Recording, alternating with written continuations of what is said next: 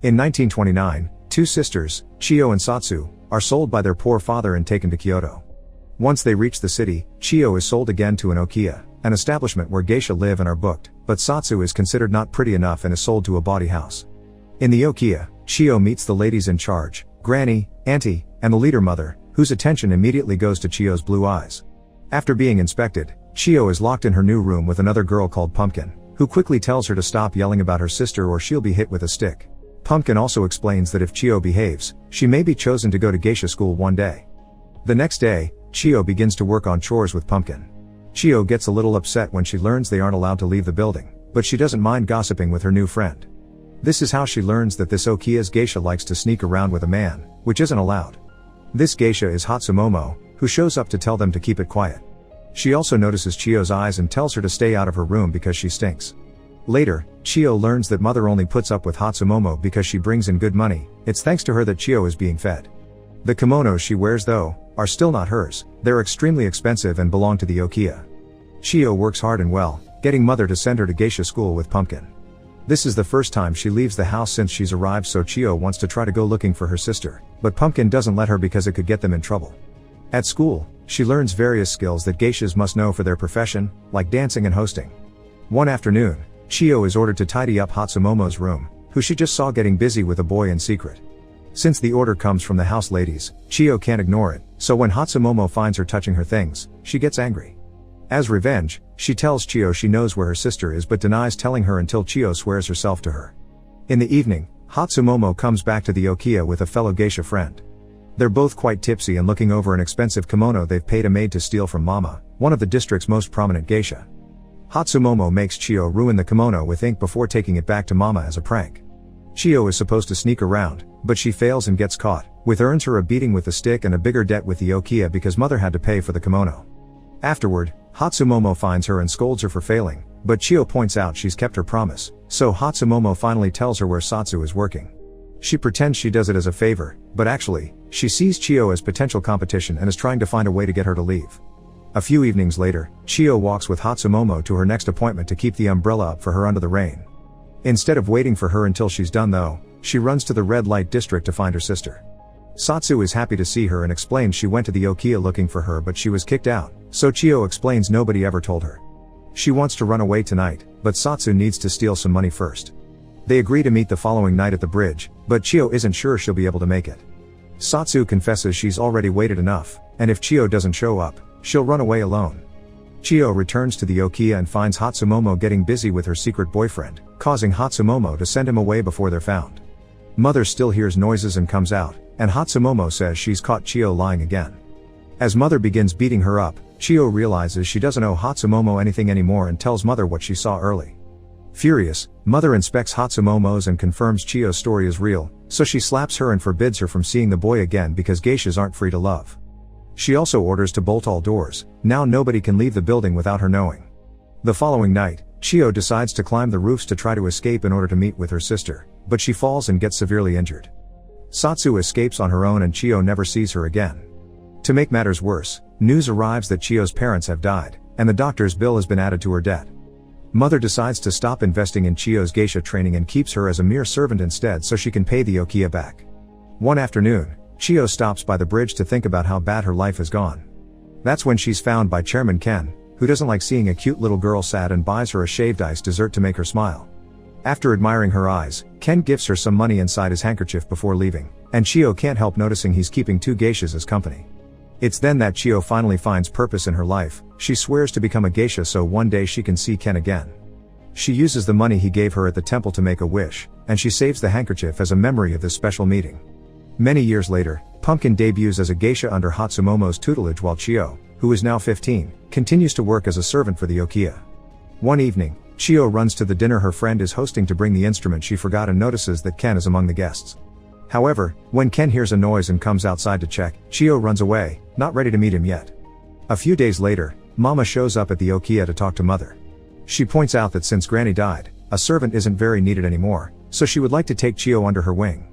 She'll cover Chiyo's expenses until her debut, and if in 6 months after her debut Chiyo doesn't pay her debt back, Mama swears to pay Mother twice over. Mother is eager to accept such a deal, but Mama adds one condition. If Chiyo does erase her debt in that amount of time, then mother won't have a part in her future earnings. The Okiya gets Chiyo ready to be sent back to training, which makes Hatsumomo jealous. Pumpkin is supportive of her friend, but when Hatsumomo notices, she slaps Pumpkin and tells her to stop because Chiyo is now her rival. From then on, Pumpkin doesn't hang out with Chiyo anymore. As promised, Mama takes Chiyo under her wing and teaches her everything there's to know to be a geisha. Chiyo also gets to meet the Baron, who happens to be Mama's personal patron.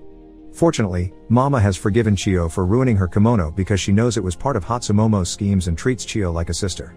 Her lessons include the arts but also the right way to walk and charm men, among other things. The most important rule, however, is that geishas are hosts and entertainers, not courtesans. They don't sell their bodies.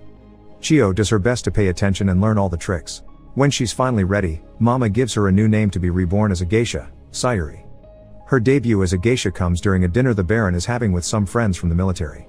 Her dance is very well received, but Hatsumomo is there too to throw passive-aggressive comments at her. Sayuri doesn't allow her to put her down and meets sass with sass, embarrassing her in front of everyone. Later in the Okiya, Hatsumomo hits Sori and promises to destroy her. The next day, Mama explains that Hatsumomo will spread rumors and try to steal her clients, so they need to find a way to unwit her.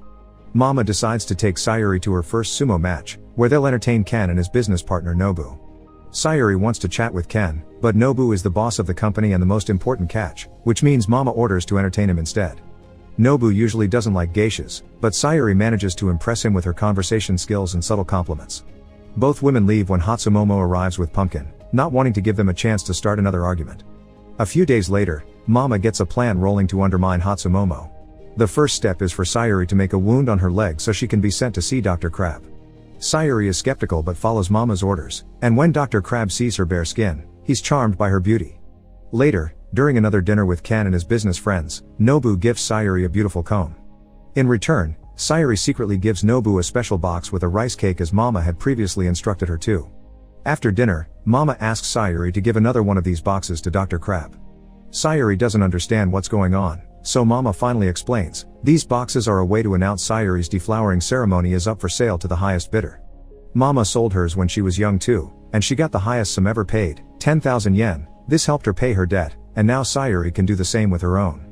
However, when they go to see the doctor, he refuses to see them ever again. This doesn't make sense, so when Sayuri returns to the Okiya, she asks Pumpkin if she knows anything about it. At first, Pumpkin refuses to betray her mentor, but eventually, she gives in to honor her old friendship with Sayuri and confesses that Hatsumomo told the doctor that Sayuri's lying and she's already had lovers before. The next day, Sayuri informs Mama of this, but she tells her not to worry because there is still plenty of fish in the sea. The next part of Mama's plan is to make Sayuri the lead in an incoming show, and she even puts up signs all over town to advertise her blue eyes. This makes Hatsumomo furious and never stops calling Sayuri by her old name. The night of the show, all the other geisha dance together in a lovely performance, and afterward, it's Sayuri's turn for her solo presentation. Her performance is captivating and earns her an ovation from the public, including Ken, Nobu, and the doctor. Sayuri becomes the most popular geisha in town and manages to give the box to Dr. Crab after convincing him not to listen to despicable rumors. In fact, she's so popular that the Baron wants him at her estate for his next party. Mama at first refuses, not wanting Sayuri to work without her supervision because of what they do to her, but the Baron makes it a direct order they can't refuse. The day of the party, Sayuri gets to spend some time with Ken and learns he owes Nobu his life. Afterward, the Baron takes her to see his kimono collection, but this is just an excuse to take her into a locked room with him and see her with no clothes on. When Sayuri returns home, Mama is furious because rumors are out and she believes them, so Sayuri's deflowering ceremony may lose value, making her worthless. Sayuri doesn't want to believe she's worthless, even if Hatsumomo keeps making fun of her for it. But later that night, Mama shows up with a huge surprise. She sold Sayuri's deflowering for 15,000 yen, surpassing her own record. This makes Mother decide that Sayuri will inherit the Okiya, which destroys Pumpkin because it had been her dream to be the next madam. Hatsumomo gets furious because she's given it all to this Okiya, but Mother explains she's always known she wouldn't give it to Hatsumomo or her student, because she's a manipulative bastard that would have kicked Mother out as soon as she could, instead of taking care of her as they had done for Granny. After Mother informs Sayuri that she'll have Hatsumomo's big room, Sayuri talks to Mama in private to thank her for everything. Mama explains Dr. Crab won the bid and that Nobu didn't participate because it goes against his principles. The actual highest bidder had been the Baron, but after his behavior, Mama decided to punish him by giving the win to the doctor. This is how she knows Sayuri had been telling the truth about the Baron not having had his way with her after all. Nobody would pay this much for something they had already taken. Mama also admits it was her fault for not protecting her. The night of her deflowering comes more quickly than expected, and Sayuri behaves perfectly through it. When she returns to the Okiya, Sayuri finds Hatsumomo with Ken's handkerchief in her hand. She intends to burn it, so Sayuri jumps on her to stop her, bumping into a lamp in the process and starting a fire. At first, the girls don't notice because they're too busy fighting, but when the flames begin expanding, Sayuri begins crying for help. However, a petty Hatsumomo actually decides to destroy more lamps to make the fire bigger. Hatsumomo escapes the Okiya after that, leaving Sayuri as the house's geisha. At least the building is saved, even if they lose many of their precious kimonos in the fire. There's not much time to rebuild though, because that year the outbreak of World War II happens and the town is warned about incoming attacks. Most people are leaving for Osaka, but Ken knows that is the next target, so with Nobu's approval and resources, he relocates the geishas to safe spaces. Mama is sent to Kameyaka as a nurse's aide, and Sayuri is sent to the hills to work for a kimono maker. Years pass and Sayuri is stuck in a routine of hard work and poor meals while the country crumbled in constant battles. It isn't until the war ends that Nobu comes to see her with some news. Mother and auntie escaped safely, but the Baron lost his business and ended things for himself. Ken is working hard in Osaka, but sadly, they've lost their factory as well. Nobu wants to start rebuilding and soon he'll be meeting with an American colonel that has the power to grant them a good contract. He's shown the colonel a picture of Sayuri and he wishes to meet her, so Nobu asks her to become a geisha again to help them get this contract. Sayuri doesn't want to return to that profession, but she can't turn down the request when Nobu mentions it would make Ken happy too.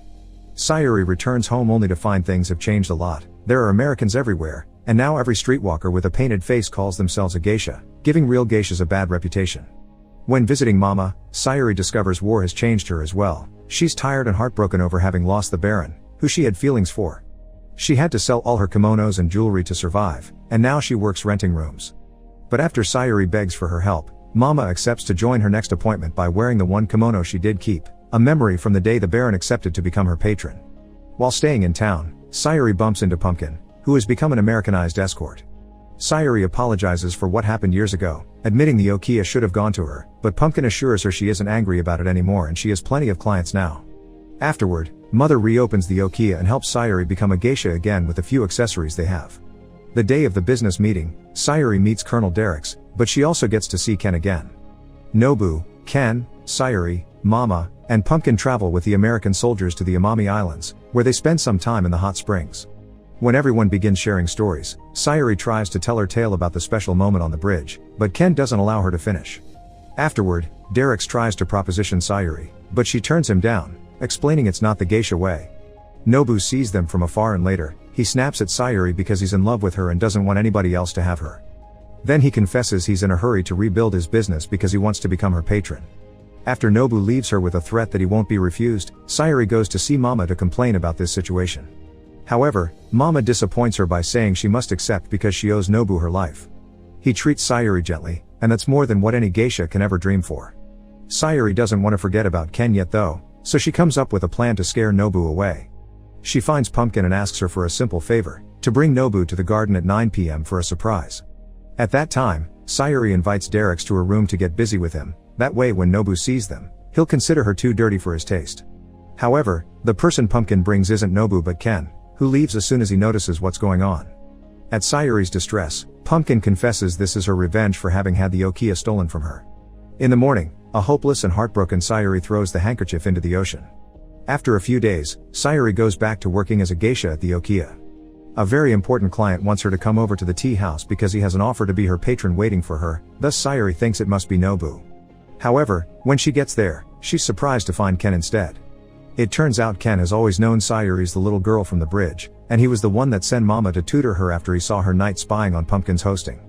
Ken has always had feelings for Sayuri, but he never said anything out of respect for his debt to Nobu. Now though, Nobu isn't interested in Sayuri anymore because he's heard about Derricks, so Ken officially asks Sayuri to take him as her patron. Sayuri accepts and the two of them kiss as a sign of their new life together. Make sure to subscribe and turn on notifications so you can watch more videos like this. Thanks for watching.